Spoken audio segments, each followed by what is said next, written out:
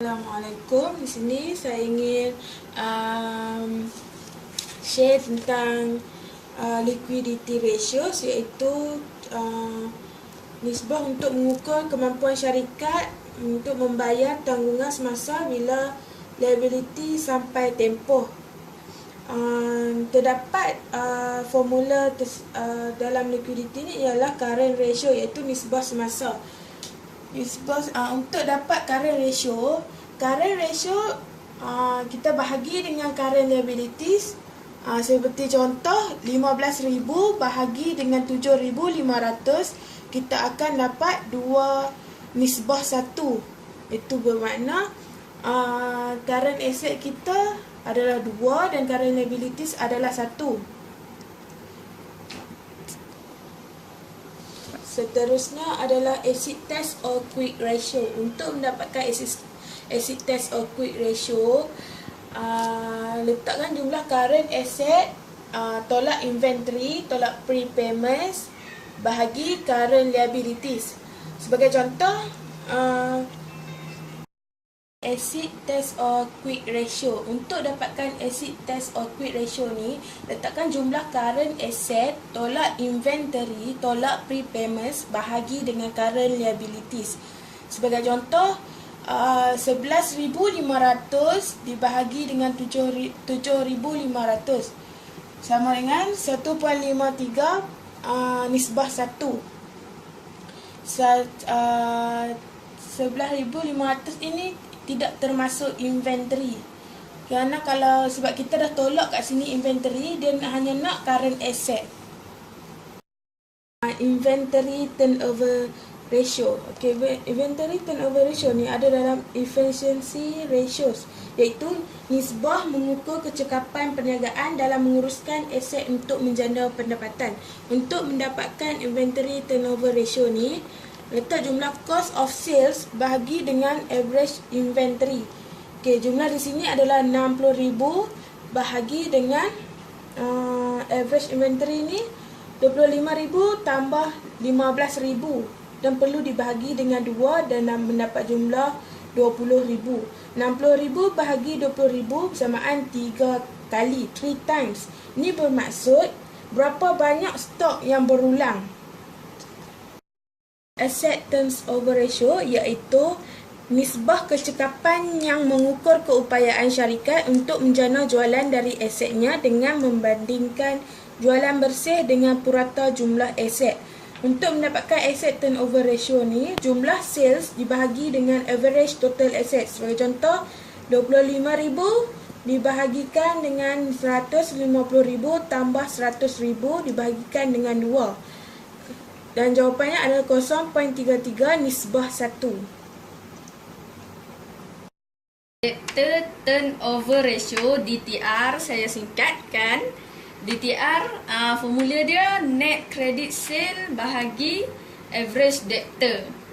Net credit sale ni dia akan bagi selalunya, bagi untuk debtor ni kita ada kena guna formula dia, iaitu opening debtor balance tambah dengan closing balance. Lepas tu kita kena bahagikan dengan 2, baru kita akan dapat average debtor dia. Contoh soalan dia, dia bagi untuk tahun 2003 10,500 dia punya debtor control balance. Bagi tahun 2004 pula 12,800 untuk dia punya debtor. Credit sale 2003 dia tak ada. Kalau untuk 2004 12,800.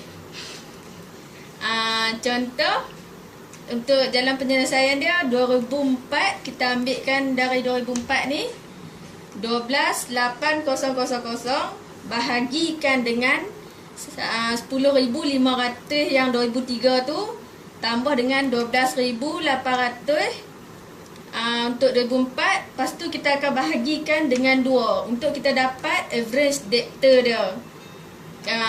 Sama dengan 12,800 bahagi dengan 11,600. Jumlah dia 10.98 nisbah 1. Collection period, dia punya formula Account receivable bahagikan dengan credit sale, kita akan darabkan dengan 365 hari dalam masa setahun. Contoh soalan dia, contoh soalan kalau dia bagi credit sale kat kita sama dengan 100,200,000, account receivable 90,000. Okay, 90,000 kita akan letakkan di atas, bahagikan dengan 1,200,000 ni, kita akan darabkan dengan 365 hari. Kita masukkan saja dalam dia punya formula. Okey, jawapan akhir dia kita akan dapat 27 hari dalam masa 1 tahun. Profitability ratio.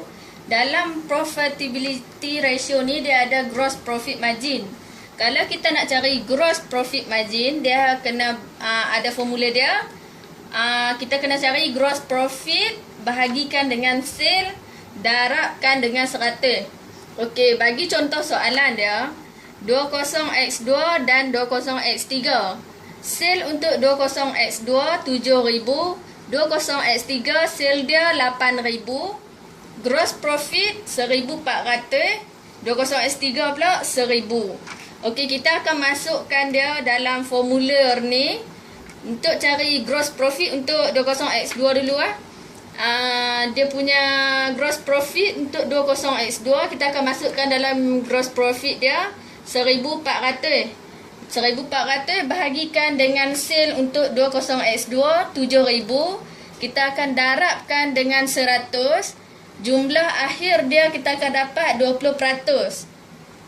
Bagi 20x3 pula, kita masukkan dalam formula dia gross profit ni.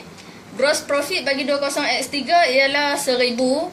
1,000 kita akan bahagikan dengan sale. Sale bagi 20x3 ialah 8,000. Kita akan darabkan dengan 100. Jumlah akhir untuk 20x3 12.5%.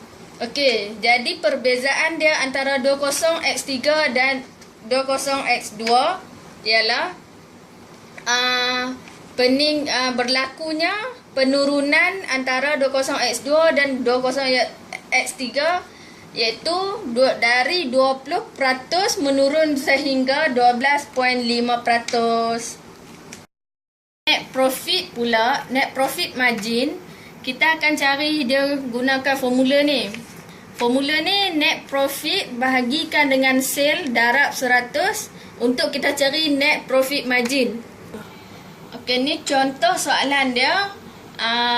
Bagi 20x2 dan 20x3, sale untuk 20x2 7,000, sale untuk 20x3 8,000. Net profit bagi 20x2 700, bagi 20x3 ialah 500. Okey, kita masukkan dia dalam formula net profit margin ni. Kita masukkan net profit untuk 20x2 ialah 700. Kita akan bahagikan dengan sale. Sale bagi 20x2 ialah 7,000. Kita akan darabkan dengan 100. Jumlah akhir dia kita akan dapat 10%. Untuk 20x3, kita masukkan dia dalam net profit. Net profit bagi 20x3 ialah 500. 500 kita akan bahagikan dengan sale. Sale bagi 20x3 ialah 8,000.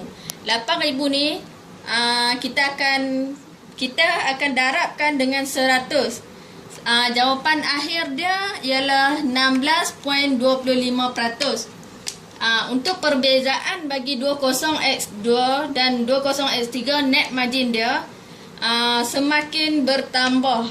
Ni sebabnya 20x2 10%, 20x3 16.25%. Dia meningkat dari 10% ke 16.25%. On asset pula atau dipanggil ROA adalah untuk mengukur langkah-langkah bagaimana kecekapan syarikat boleh menguruskan asetnya untuk menghasilkan keuntungan dalam tempoh tertentu.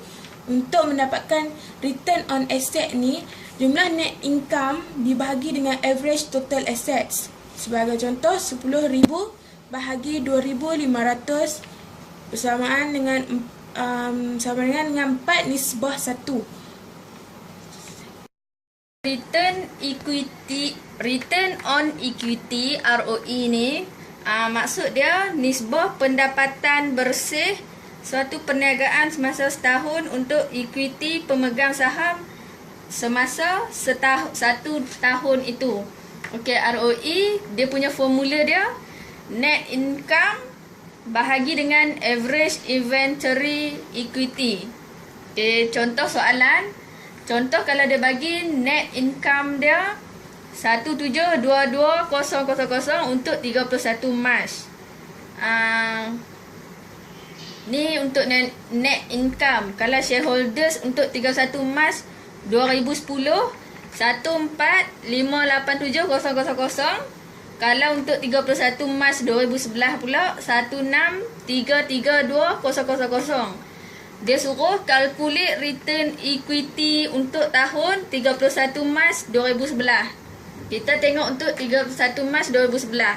Okey, formula dia yang tadi tu, yang ni formula kita ambil masukkan 14,587,000 tambah dengan 16,332,000 bagi untuk net income. Kita bahagikan dengan average inventory equity dia 154,59,500. ROE dia kita akan dapat jumlah ni 1722,000 bahagikan dengan dia punya average inventory equity 154,59,500. Jawapan dia last kali kita akan dapat 0.11 ataupun 11%.